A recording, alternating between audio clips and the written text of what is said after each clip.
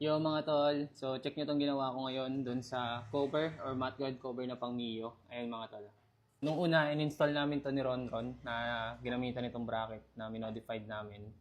Eto, nakaganito siya. Medyo di malinis tingnan kasi nakaharang pa dito yung cover. Kaya ang ginawa ko na lang, siniptay ko na lang. Yan.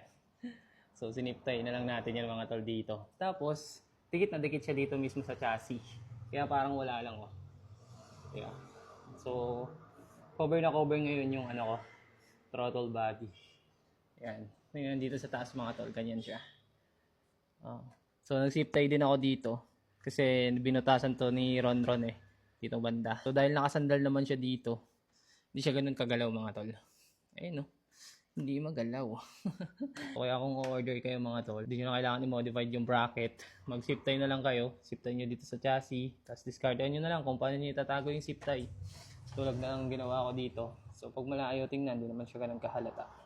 Ayan, linis tingnan mga tol. Parang wala lang cover. Pero pag dito, tinignan mo. Yan, meron. Check nyo to sa basket. Diyan lang yan sa link. Alright, peace.